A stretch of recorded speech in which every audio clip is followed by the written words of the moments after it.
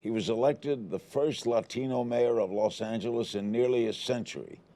He made an unsuccessful bid for the California governor's office in 2018, remains active within the Democratic Party, most recently demonstrated by his endorsement of the Mike Bloomberg campaign for the presidency. We'll talk about that and a lot more as Antonio Villaraigosa joins me in studio. Why did you endorse Michael Bloomberg? Because I know him, because I worked with him. You know, the joke I like to tell to the press is that on my inauguration day, Nancy Pelosi was there, Al Gore, and a whole slew of Democratic leaders. My staff told me, Michael Bloomberg is here. And I said, did we invite him? And they said, no, but he's here. So almost immediately started working from one coast to the other to improve our schools. Both Mayor Bloomberg and myself inherited schools that were failing for 50 years. In my case, 1 out of 3 schools were failing. His schools weren't too much better than that. We worked together to improve those schools dramatically. Our graduation rate went up by more than 40% in New York and in LA. And he raised teacher salaries by 40%. We worked on Mayors Against Gun Violence, you know, crime, big issue. Even though New York is a safe big city and the safest big city, it was still an issue, as it was here in LA. And the two of us worked to reduce gun violence. We started an organization called Mayors Against Gun Violence, and worked on climate change and a whole other slew of issues. What was he like to work with? You know, he's a character. He's a guy who, not a guy of a lot of words, if you will, but he puts his money where his mouth is. Boy, does he. He lets his actions speak for his words. And he's a guy that gets things done. Anybody who visited New York, I was with you in New York in 2014 or something at dinner, and I can tell you, every time I go there, you marvel at what a great city it is. It's a safe city. Schools are better. And he did things like expanded health care to 1 million New Yorkers during the time he was mayor. So those are some of the reasons. But it's not just what he's done, it's what he's going to do. Michael Bloomberg understands that we got to put America back on track. We got to make sure the economy, which is running well right now, is working for everyone. And we've got to make sure that we're making the kinds of investments in infrastructure, in education, addressing climate change. So those are some of the reasons why I came on board. And he puts his own money. And he puts his own money. You know, what's interesting, you know, everybody talks about the fact that he's a billionaire 60 times over. What they don't talk enough about is that he spent more than $9 billion on philanthropy, on issues to reduce gun violence, you know, March for Our Lives, organizations like that sprang out of the Parkland shooting, health care, education, climate change. The list goes on and on and on. And, you know, I worked with him when I was out of office as well.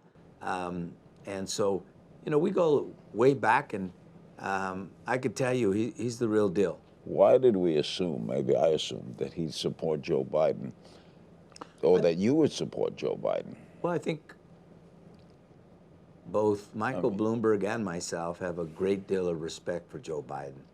He served our nation as a senator and vice president under the Obama administration. But it's clear that increasingly that Joe Biden may not be there at the end of the day in terms of getting the nomination. And Michael's absolutely committed to making sure that we have a candidate that could beat Donald Trump. If you ask Democrats across the country what's their #1 issue, almost everyone says beat Donald Trump. Now, they care about health care, and as I said, Michael Bloomberg has a record and a plan to expand health care, to reduce drug prices. They care about climate change, and they want a president that actually believes in science and that's willing to challenge the nation to get on board with the Paris Accords.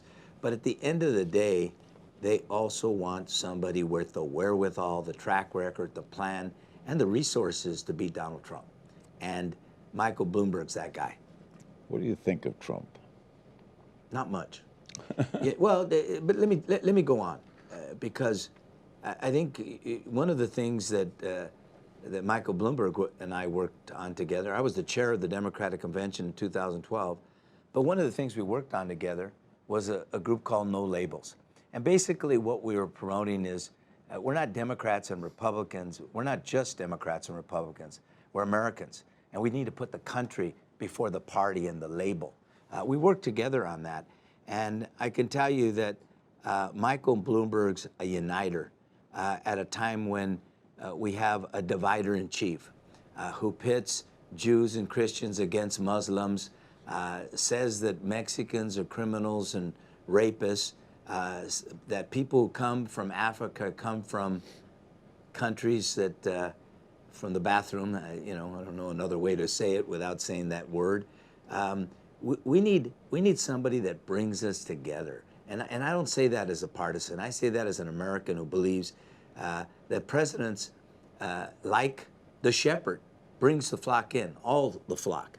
And Donald Trump is not a man who cares to do that or has done that in the last 3 years.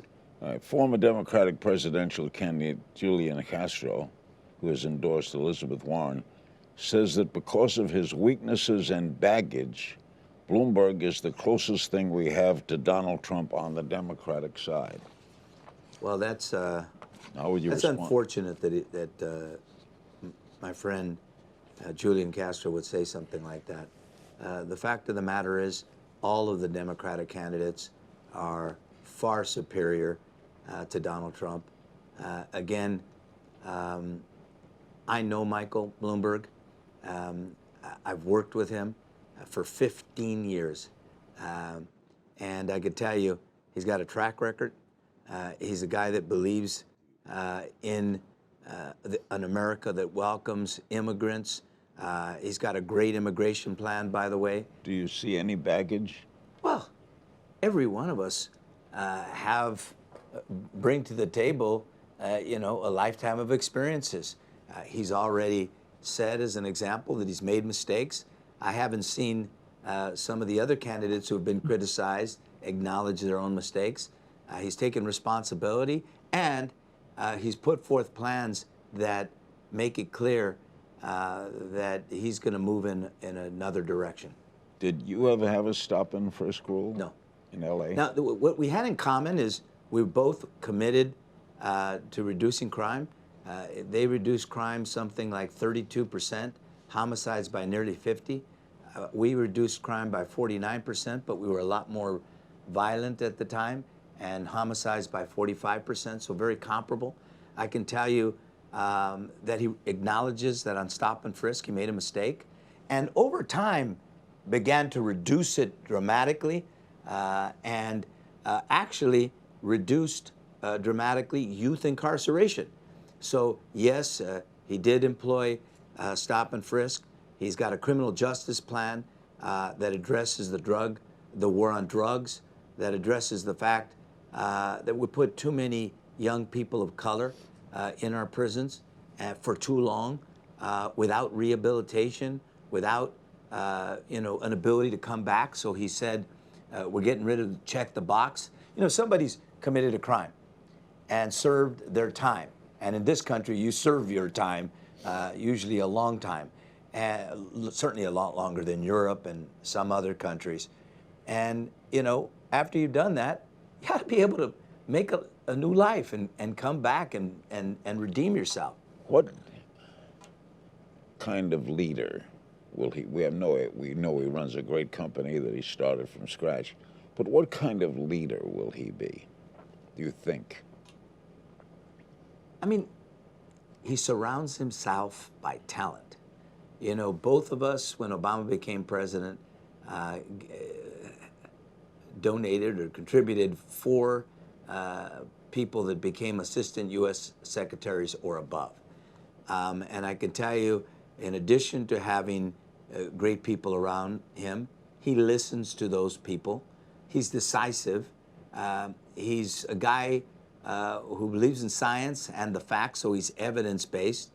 And he's someone who really believes that you have to do what you say. And so I see someone who will work to put America back on track, focus his efforts to move this country ahead in a way that brings more people in. He's a can-do guy. Is he buying the election? Look,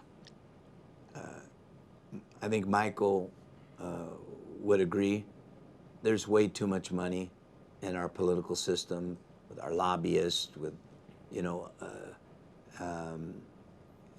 a Supreme Court decision that allows gobs of money without being able to identify who gave them.